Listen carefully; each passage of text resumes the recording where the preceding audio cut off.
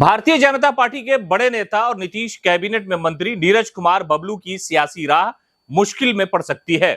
हम ऐसा इसलिए कह रहे हैं क्योंकि जिस विधानसभा से वो चुनाव लड़ते आ रहे हैं और वो चुनाव जीतने के बाद कैबिनेट में मंत्री भी बनते हैं, लेकिन अब उनकी राहें आसान नहीं है, इसलिए कि वहां पर एक बड़े पॉलिटिकल व्यक्ति की एंट्री होने वाली है।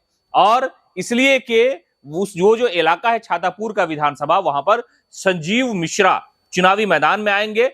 हालांकि ये सारी जो पटकथा है वो बहुत पहले से लिखी जा रही है कि संजीव मिश्रा एक बड़े व्यापारी है और राजनीतिक तौर पर, सामाजिक तौर पर बड़ी पकड़ रखते हैं पूर्णिया के इलाके में, यानी सीमांचल का जो इलाका है उस इलाके में। लेकिन अब उन्होंने चुनाव लड़ने की पूरी रणनीति तैयार कर ली है।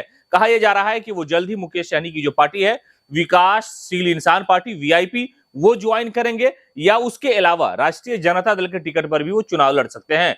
कई बार सामाजिक तौर पर बड़े बड़े प्रोग्राम आयोजन करके लोगों का दिल जीतने वाले संजीव मिश्रा की सियासी राह आसान हो सकती है, इसलिए कि वो एक बार और चुनाव लड़ चुके हैं और अच्छा खासा वोट उन्हें मिला था। लेकिन जो छातापुर विधानसभा का समीकरण है उसके अनुसार संजीव मिश्रा चुनावी मैदान में अपने आप को फिट पाते हैं, इसलिए उन्होंने इस तरह की रणनीति बना रखी है। और कहा यह जा रहा है कि मुकेश सहनी की जो पार्टी की जो लीडरशिप है उसमें वो विश्वास करते हैं। उसके अलावा यानी उनके सामने, मिश्रा जी के सामने दो ऑप्शन खुले हुए हैं। तेजस्वी प्रसाद यादव भी उन्हें वहां पर चुनावी मैदान में उतार सकते हैं, आरजेडी के टिकट पर वो चुनाव लड़ सकते हैं, और अगर गठबंधन में वो सीट वीआईपी को जाती है तो वो मुकेश सहनी की पार्टी से भी चुनावी मैदान में आएंगे। नीरज कुमार बबलू कई बार चुनाव हारते हारते जीते हैं, तो ऐसे हालात में छातापुर विधानसभा का जो जातीय समीकरण है वहां पर ये फिट बैठते हैं। और कहा जा रहा है कि जो सेकुलर वोटों का बिखराव पहले होता था, संजीव मिश्रा के आने से वो बिखराव नहीं होगा और इंडिया गठबंधन की तरफ से ये उम्मीदवार अगर बनते हैं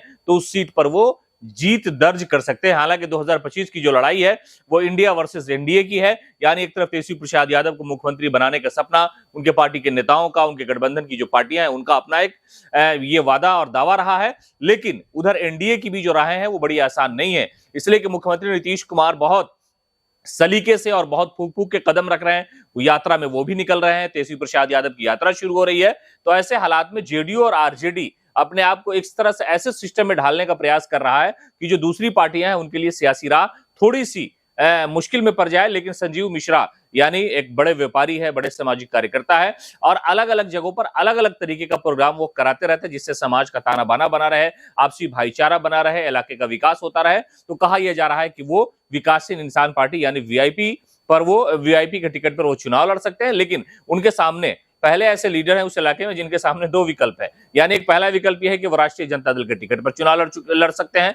तेजस्वी प्रसाद यादव को वो सलीके से जानते हैं, तेजस्वी उन्हें तरीके से जानते हैं, सियासी तौर पर दोनों की मुलाकातें भी हो चुकी है, पहले वो चुनाव भी लड़ चुके हैं।